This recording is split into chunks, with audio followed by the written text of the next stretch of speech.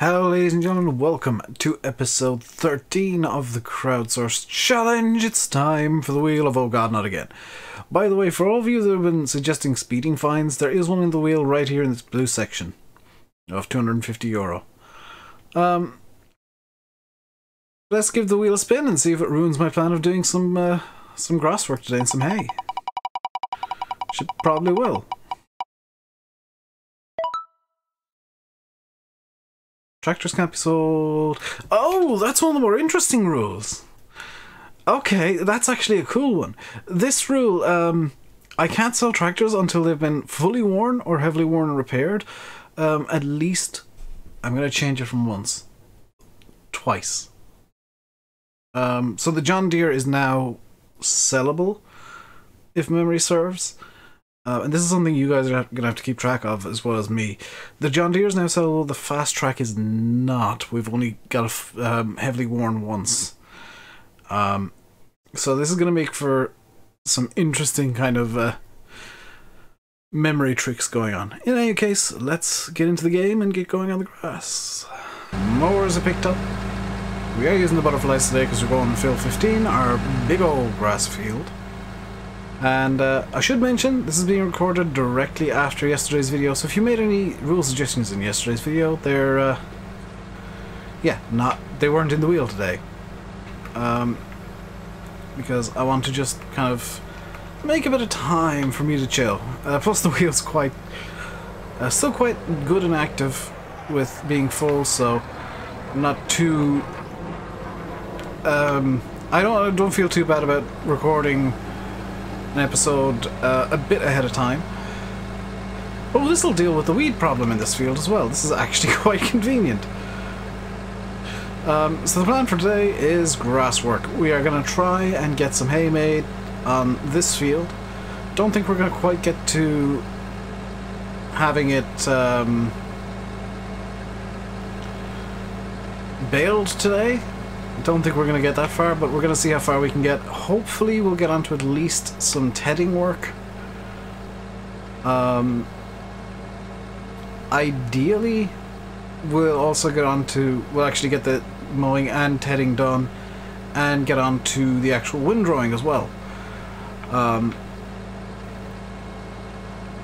If you're wondering why I'm making some hay, it's because the cows actually need a lot more hay than I've got, and I want to have a stockpile of hay. Spoke about it in yesterday's video. The plan is to have a stockpile of hay and a stockpile of straw, and as well as that, a stockpile of silage for in-between great demands, so that if I need money for something and it's kind of vaguely urgent, that I don't just have to, either pull out more loan or kick a money cheat in or something. And it's also a good way to pay off the loan, try and avoid going into too much debt. So some of these bales I'm likely to sell, especially if I manage to fill up some of the bales that will be made in this field will likely be sold, especially if I manage to fill up the shed in the way that I'm hoping to, because I do have a stacking plan kind of vaguely in place for how I'm going to get the shed completely full of bales. And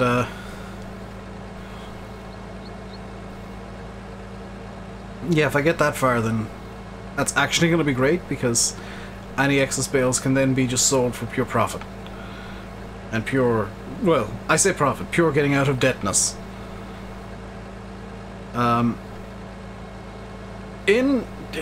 This is gonna sound weird.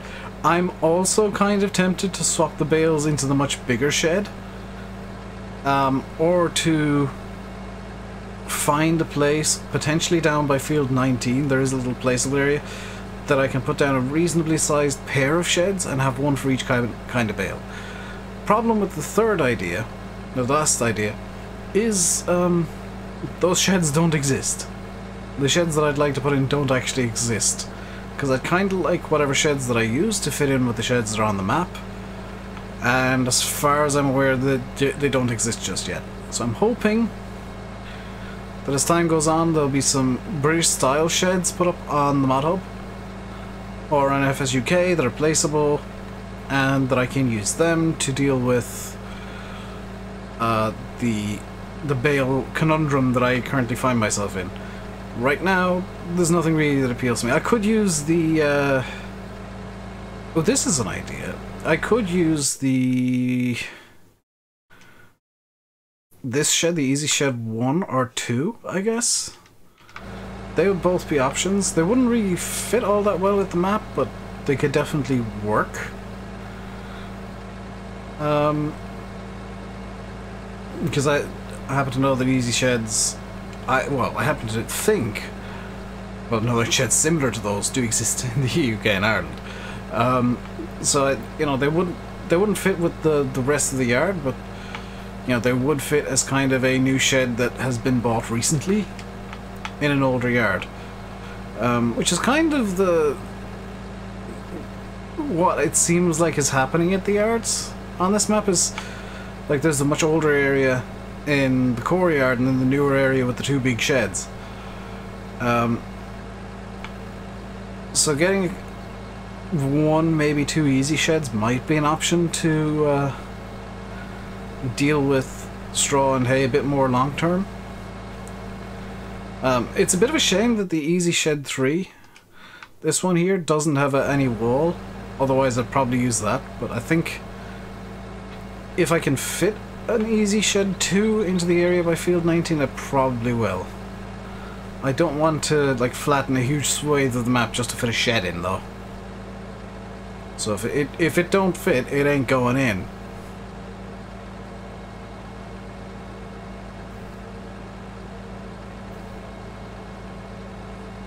How much is the shed 2? 22,000. Yeah, I won't be getting that extra shed for a little while then. But I think that would be kind of the ideal bale shed for me, because then I can fit a load of bales in and kind of have it triple segregated for the eventual silage bales I hope to make. So I could have hay one side, straw the other, and silage in the middle, kind of breaking it all up. This is a very long-term plan in my mind. And I guess I could put it into field... what field is that? Field 2? Yeah, field 2 I could convert into that shed area. Into, well, an area for that shed. I just don't want to, like, flatten off a huge swath of the map for no good reason. But field 2 looks to be fairly flat as is. And if I'm converting this field to be a crop field again later on, and it will probably be quite a bit later, then I see no reason not to convert field 2 into being kind of an extra yard. Solely for like one shed. Which is, granted, a bit wasteful, but I feel like it would work. If you missed yesterday's video, then you probably don't know that all the crops are grown. We've got some oats growing there in field 18 beside us. Started doing the harvest there, but I didn't want to do 2 episodes in a row of the same harvest, so we're doing a bit of grass in the next field over, field 15 today. Field 19 is full of canola. It is pretty much fully grown. I'm going to leave that until last, just because it isn't up to the final growth stage, which there are rumours that it affects yield, but I don't tend to believe those rumours. I do have withering turned off though, so it doesn't actually matter how long I leave these fields, but with, you know, harvests available to be done and a lot of work available at the moment, it makes sense to kind of get some sort of round system in place. The grass I can kind of abandon and pick up as time allows, and I will be using the fast track for all of the grass work here. We don't have the Deutz anymore. The Deutz has been returned. That was only ever on a lease. I do plan on getting it back. Maybe not the straight pipe version that I got that had 143 horsepower, but I will get a slightly less powerful version that hopefully is going to be a bit quieter in the near future. Probably after the first great demand we get, assuming we've got the crop available for it. There is currently, frustratingly, a great demand for wool, I believe. If I just check the sell points here, yeah, there's a great demand for wool at the spinnery, which is completely useless to me because there's 2 sell points for. Oh, you can sell cotton at the spinnery as well. Yeah, the wool great demand is completely useless as I have 0 sheep. One thing that I will need to do as well is get sheep eventually, because one of the rules in the wheel is going to be 25 sheep, and with sheep being as easy to maintain as they are, I think they might be, either them or chickens might well be the most profitable animal in the game.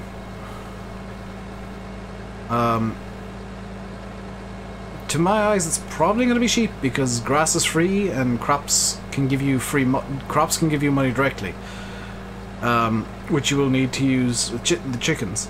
Whereas grass, I mean, you could give it to the cows, but you could also just give it straight up to the sheep. And I can't help but feel like sheep might still be the most profitable animal in terms of, like, the amount of money it costs to raise them is near 0, other than, you know, water costs. Which, now that I know that the Marwell Lake is apparently in field 20, and having a look at the minimap, it does appear as if there's a lake there.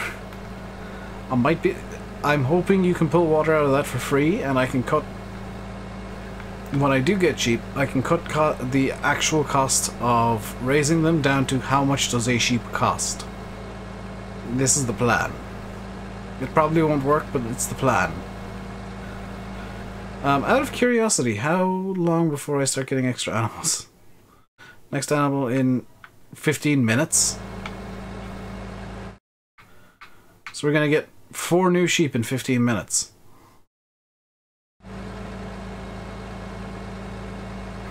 Or 3 new sheep in 15 minutes. How long until the cows? Quite a while. That's probably a good thing.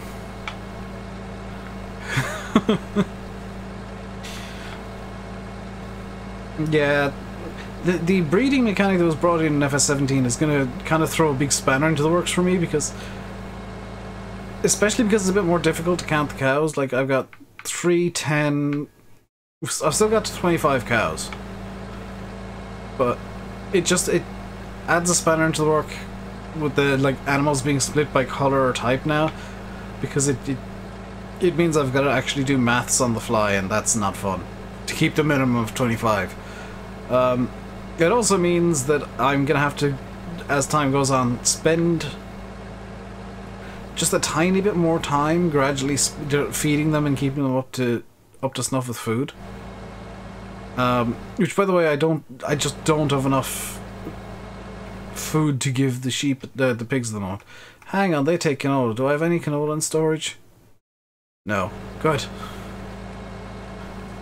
I say good, that's not a good thing, but it's better than me having wasted some time during the stream. So the pigs are now as fed as they can be. I could throw some barley at them, but I kind of want to store all the barley for a great demand, as mean as that sounds. Plus they've got enough food for a few days barley-wise. The next crop that I really need to start thinking about growing is corn, actually, so I need to, hopefully with the first great demand, pay off the loan, buy the BGA, get a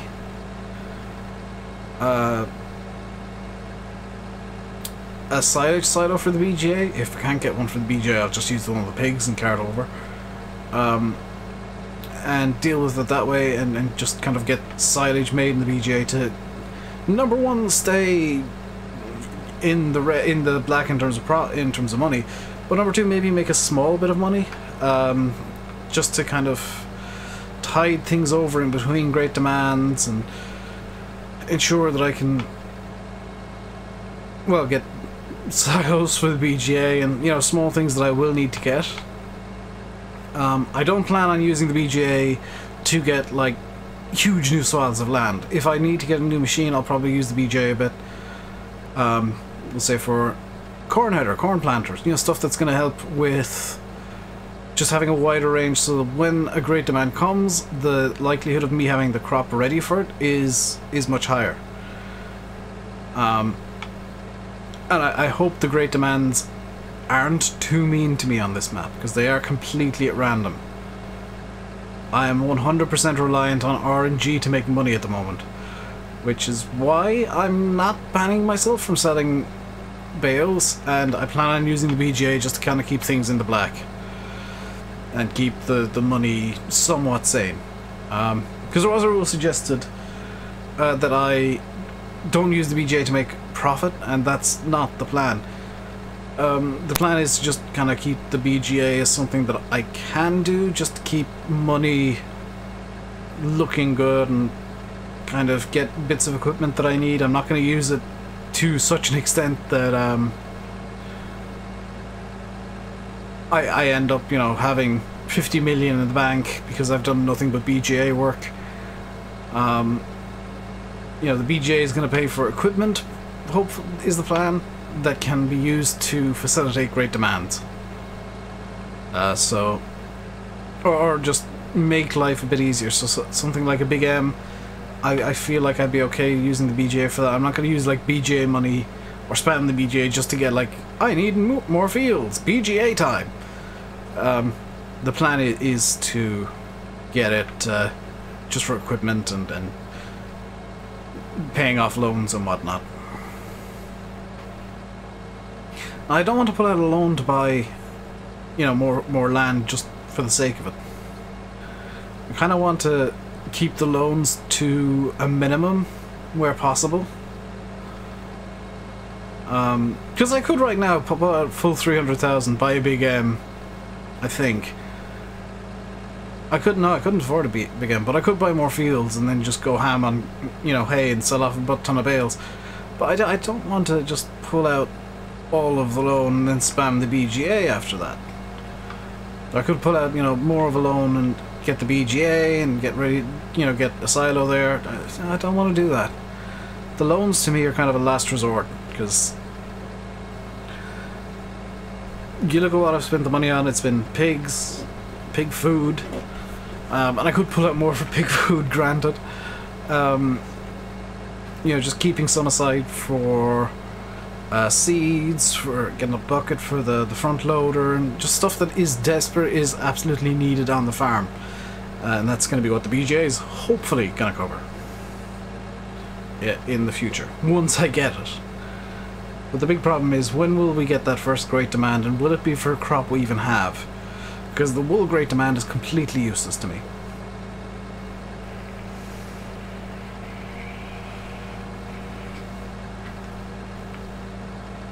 This is also the reason that I want to get some sheep, is it does allow me to deal with those wool great demands in time. And I am going to, just for the sake of balance, count wool as a crop. Because wool can be so ridiculously cost effective to make, you know, costs nothing to make. Just some grass and some water. I'm going to count that as a crop. Eggs and milk. Eggs and milk I'm not going to count as crops. Also, bizarrely, there's no rule about chickens in the wheel yet. There's a rule about horses and pigs. But there's no rule, or there's a rule about horses and sheep, but no rule about having a set number of chickens. Do you guys have some sort of weird vendetta against the cluckers? Is there some sort of weird vendetta in the YouTube comment section that I don't know about over chickens? Like, are you all vegans? Do you hate like chicken curry and stuff? Because you need chickens to make chicken curry. I don't understand why there's the hate for chickens and no rule about chickens just yet.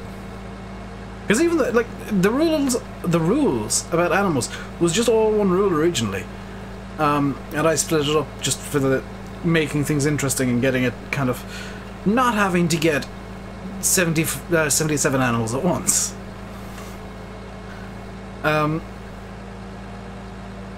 So they come in over time, and it'd be less of a hit, less of a hit at once, but kind of over maybe a short period if they all hit day after day. But there's nothing about chickens in that rule. Have you guys forgotten them? Because I I feel like they're not as annoying as they were in FS17. Especially now that they actually take food and don't just poop out eggs everywhere. Like, there's a set place that you get eggs, and I'd quite like to... I do plan on getting like 50 chickens in time. And having to deal with them as well. I want to try and get all the animals on this map. All the horses I'm going to intentionally limit to 1 or 2, because I want to sell off the horses for max profit, and they are quite expensive to deal with, and quite time consuming to deal with. So they're not kind of in the immediate plan of, this is something that I need to do right now. It's looking like we won't get much tedding done, if any, today. But it is looking like we'll get, at the very worst, quite close to finishing the mowing. Just looking at how much time there is left in the episode. We've got about 10 minutes left, just under.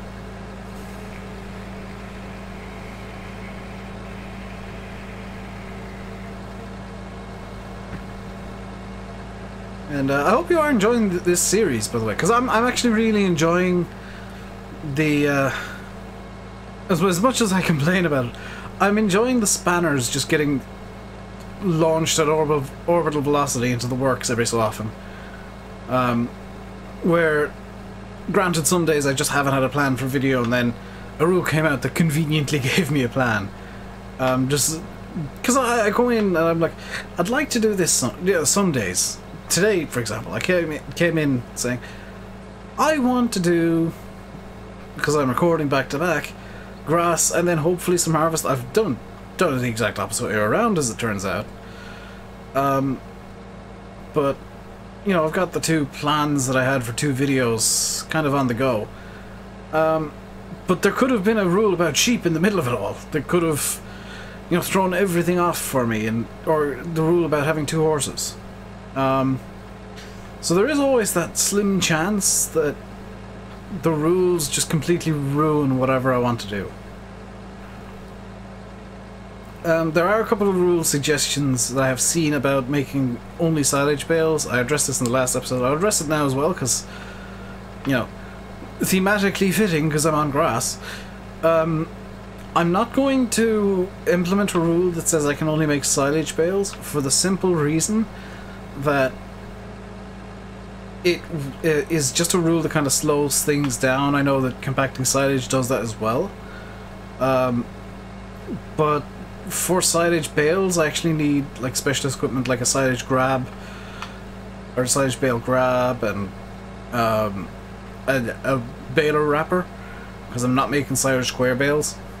And that's stuff that costs money, and I kind of need silage, if only for the cows, like right now. And for the foreseeable future, I will be making like silage every probably second cut of this, possibly a bit more often, just to go down to the BGA and sit there for when I need money. And I will, by the way, course play the BGA some with like the Deutz once I get it, just so that I'm not spending entire episodes selling silage. And the advantage of the Deutz, by the way, and the way the BGA works now, BGA now only pays out at midnight. And the Deutz has a very limited capacity, because it's going to be, you know, it's a tractor. It's only got the, is it 800 litres the tractor buckets are now? Is it 800 litres front loader bucket? 940, or I'll probably give it a manure fork just to limit it even more. Because then I could potentially, no, because the manure fork can't hold. I'll probably use the 940 litre bucket just so that I can use it over the pigs as well and have it as kind of a multi-use tool. And it's going to limit how much silage I can sell, because, you know, it's a much smaller bucket than what the we'll say the telehandler has. And the plan isn't to, you know, I'll say this a few times, the plan is to just sell little bits of silage at a time, or, you know, have the Deutz working for maybe a full stream 2 hours, or 2 streams in a row 4 hours, a stream to video 2.5 hours, or 3 hours, or however long, and just kind of have that as the silage money and hope that that's enough. Instead of me going ham and just having the Deutz constantly running and having, 16 silos, small silos of the BGA, which, now that I think about it, that would be a better way to run the BGA, wouldn't it? Instead of having like one or two huge silos, have much more smaller silos and kind of run them side by side.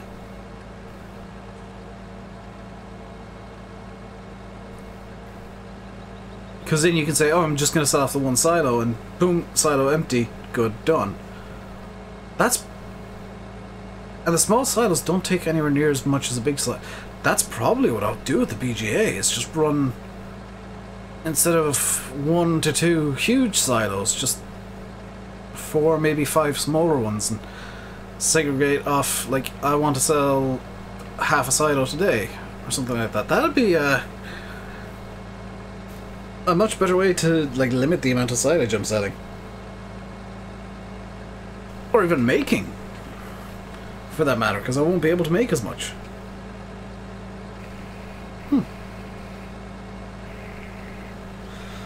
Let me know your thoughts on the big silo versus small silo, the BGA idea that I've just had. So maybe that's something you guys will want to do, because it is going to be just the smallest bit more time consuming. Because more silos means more compaction over time, and just more faffery involved. But for a challenge like this, where the whole point is I don't want to make a ton of money from silage, I feel like that might be a good balancing tool. Is like, maybe a rule could be, I can only have 2 small silos of the BGA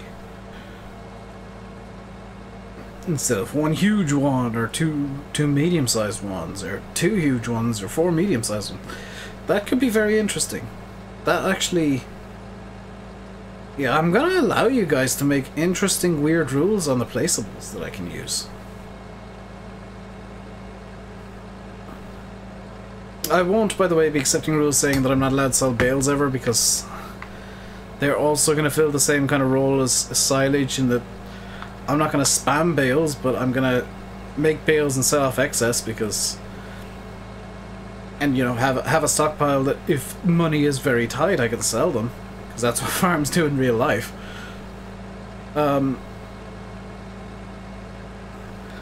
I will, yeah... will allow you guys to make weird and wonderful rules about placeables that I can use. Especially around the BGA.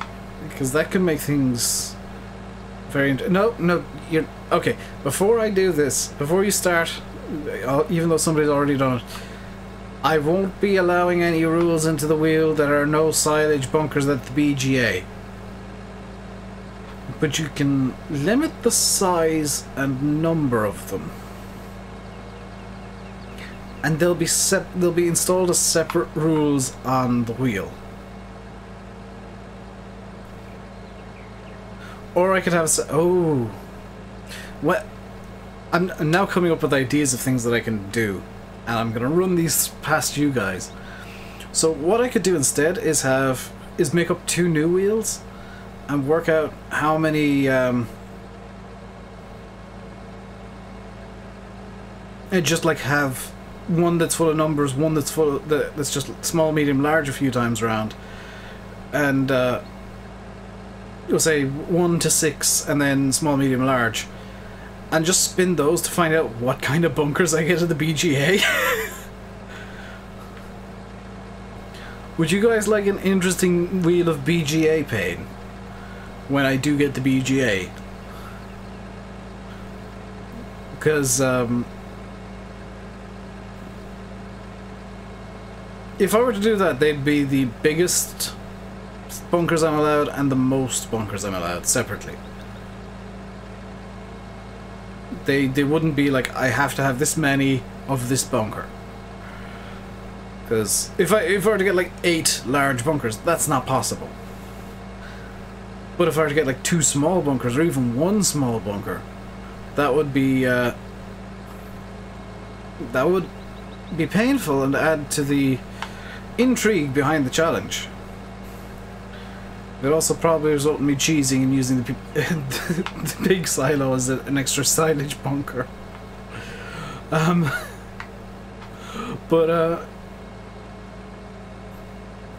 Yeah, let me know your thoughts on the wheel of BGA pain.